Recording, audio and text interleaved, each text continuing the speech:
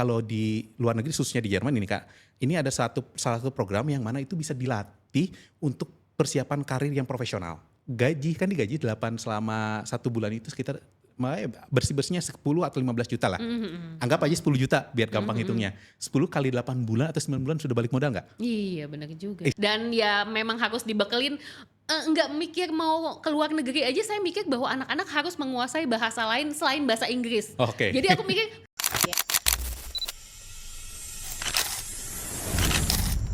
Kira-kira kalau sebagai bunda, lebih prefer mensekolahkan anaknya di Indonesia ataukah mending persiapan karir di luar negeri? Oke, kalau dari saya pribadi gitu ya, kalau saya sebenarnya maunya anak saya kuliah di luar negeri. Jadi Oke.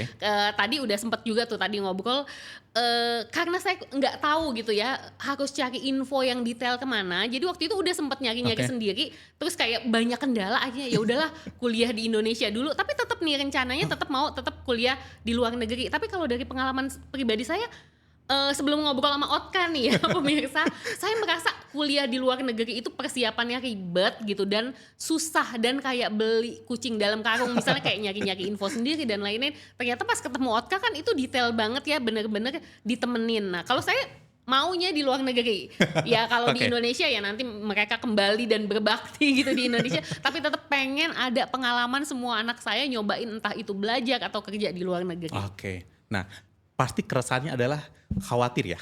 Tadi kan sudah kayak kucing dalam karung Iya. kan. Nah, kayak mungkin antara ini benar nggak ya kalau saya sekolahin di sini gitu Iya, kan? gitu. Atau benar nggak sih saya kalau tempatkan orang di sini, karena kan ada kekhawatiran itu. Nah, fungsinya komunitas-komunitas kita yang saat ini sedang ada di Jerman ini adalah untuk bisa memonitor itu Kak. Oh, Nah, sehingga oke. tidak usah khawatir ketika nanti sudah ada di sana bagaimana, bahkan ketika untuk persiapan selama di Indonesia ini, kita ini pengen membangun komunitas bahwa kalau belum bisa kan, kalau pengen keluar negeri itu pasti sih kemampuan komunikasi itu pasti harus Bahasa diutamakan. pasti ya. Misalnya bahasa, kalau kita bilangnya bahasa Jerman lah ya, apa ke Jerman lah. Nah, mungkin bahasa Jerman ini harus dikuasai.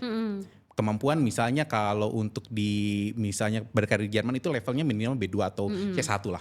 Nah, Oke. ini perlu ada latihan. Nah, dari Otka sendiri kita bisa latih, kita bisa bantu untuk persiapannya. Sehingga ketika nanti sudah di Jerman itu tidak sembarangan asal berangkat gitu, nggak tahu. Nah, itu mulai dari bahasa. Even untuk persiapan ke sana juga sama. Kita bantu persiapkan mulai dari nanti apa yang harus seperti kayak ya dokumen, Iya. bahkan ketika nanti Iya, ada yang paling kesalahan. ribet. Nah itu kan banyak yang kesalahan tuh dalam dokumen. Bener gak ya saya kirim kayak CV-nya? Iya. Karena CV Indonesia sama CV luar negeri pasti akan berbeda. Oh gitu ya? Betul, ada perbedaan.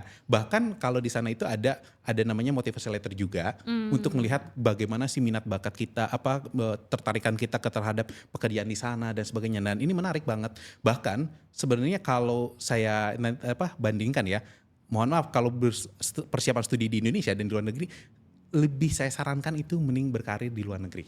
Oke. Kenapa? Coba kita bayangkan, kira-kira kalau Mbak Jata lah, spend dana untuk biaya kuliah di Indonesia mungkin mulai persiapan pertama biaya uang kampus. Iya. Ya kan? Biaya di awal mungkin bisa 30-40 jutaan. Iya benar. Ya kan? Nah, kemudian belum SPP. SPP itu kan tergantung UKT-nya. Nah, belum kalau misalnya kalau masih dalam pulau atau dekat masih bisa ngekos bareng-bareng ya, atau di rumah kita. Cuman kalau ngekos gimana coba? Nah, kalau ngekos kan butuh biaya lagi. Iya, betul, Itu betul. kayak saya hitung-hitung, anggaplah selama 4 tahun kuliah ataupun studi itu pasti membutuhkan sekitar 450 jutaan atau bahkan lebih sih. Apalagi kalau kedokteran ya. Iya. Nah, 450 juta. Nah, tapi kalau kita segi bisnis nih, kira-kira bakal BEP-nya kapan?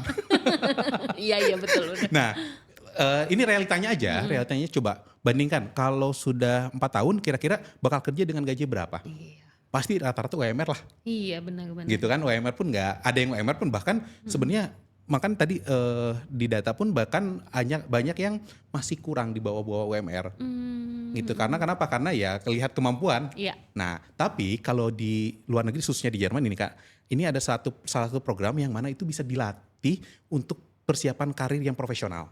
Oke. Sehingga mereka itu akan kayak kuliah, kalau di Indonesia itu mirip-mirip D3 lah. Tapi secara ini bukan kayak kuliah D3 sebenarnya, kayak MT, di mana itu harus kuliah selama 2 hari, kemudian 3 harinya itu kerja dan digaji. itu Oke, 15 sampai oke. 20 juta. Jadi bisa biayain hidup sendiri ya? Betul Ibunya sekali. langsung mikir gitu. Anggap aja ini kita anggapan kotor nih Kak. Untuk persiapan ke sana itu biasanya rata-rata butuh spend dana itu sekitar 80 sampai 90 juta lah. Anggap itu ya persiapan di awal. Coba kita bandingkan tadi kan dengan studi di Indonesia itu sekitar 400-an lebih ya, Iya, 400 juta. betul. Nah, ini bayangkan dan bandingkan coba kalau berkarir di Jerman salah satunya. Ini program khusus dari Jerman. Ini modal 80 juta sampai 90 juta dan gaji kan digaji 8 selama 1 bulan itu sekitar bersih-bersihnya 10 atau 15 juta lah. Anggap aja 10 juta biar gampang hitungnya. 10 kali 8 bulan atau 9 bulan sudah balik modal nggak? Iya, benar juga. Istilahnya kalau kita bisnis ya, Iya. itu pasti sudah balik modal kan. Sisanya tinggal menikmati hasil. Selain kalau bukan masalah budget, pengalaman yang terpenting. Iya, itu benar-benar banget. Bener nggak? Pengalaman. Kira-kira dari perspektif Bunda, kira-kira kalau dengan ada pengalaman di luar negeri dan di Indonesia kira-kira bagaimana? Pasti beda sih. Aku tuh sama suami kebetulan ngobrolinnya adalah itu. Salah satu cita-cita kita adalah anak-anak harus ngerasain tinggal di luar negeri gitu ya. Tinggal tuh bukan buat liburan gitu ya. Kalau liburan ya kalau ada rezeki lah. Tapi kayak mereka ngerasain ketemu orang yang berbeda, ngadepin bos atau rekan kerja yang berbeda. Nanti ya balik-balik di Indonesia kan mereka pasti juga kalau menurut aku pribadi akan lebih resilience lah Betul. gitu kan. Skillnya juga pasti nambah dan lain-lain. Dan memang coba kalau kita lihat juga banyak pemimpin Indonesia juga kan rata-rata studinya di luar negeri. Benar. Jangan ini apa jangan jauh-jauh lah dari presiden kita, ya kan ke itu juga mereka rata-rata lulusannya di luar negeri kan. Iya. Kalau enggak pengalaman di luar negeri itu pasti balik lagi ke Indonesia untuk Iya, mengabdi. betul. Nah, dan memang kalaupun di Jerman ini salah satunya itu kan untuk selama 3 tahun nih, itu digaji kok. Digaji selama itu tuh kuliahnya digaji. Belajarnya tuh digaji gitu ya. Benar-benar. Belajar digaji pas setelah lulus pun mereka dipersiapkan buat langsung bisa kerja profesional. Karena di Jerman itu sekitar 400.000 tenaga kerja dibutuhkan setiap tahun loh. Itu kekosongan. Nah, ini perlu banget nih. Opportunity banget ya. Betul. Dibandingkan tadi kan kalau data dari Indonesia kan 450.000 Iya, ya. kalau kita kelebihan ya. Iya, makanya Tenaga kalau kerja. ini lebih baik prefer kalau ada seandainya Bunda itu punya istilahnya anak yang yaudah sekarang kelas 3 SMA atau betternya sih di kelas 2 SMA itu sudah mulai Persiapan. Oke. Nah, bagaimana sih kira-kira perspektif Mbak Zata untuk mempersiapkan dari kelas 2 ini untuk bisa kan Mbak paham terkait talent mapping ya. Nah, bagaimana coba penjelasannya? Oke, saya setuju banget ya, semakin cepat apalagi anak-anak sekarang ya. Itu aku ngelihat anak bungsuku aja. Iya. Dari SMP aja dia udah tahu nanti mau jadi apa, cita-citanya jadi apa. Kan enak ya buat Iya. kita sebenarnya. Jadi kalau menurut aku dari kelas 2 SMA udah oke banget ya, udah bisa persiapannya dan ya memang harus dibekelin. Nggak mikir mau keluar negeri aja, saya mikir bahwa anak-anak harus menguasai bahasa lain selain bahasa Inggris. Oke. Jadi aku mikir bahasa Inggris itu udah bukan bahasa asing. Iya. Anak-anak itu sudah harus menguasai bahasa ibu ya, bahasa Indonesia, bahasa Inggris plus bahasa lain ya kan. Kalau ini Betul. misalnya Jerman Betul. gitu ya.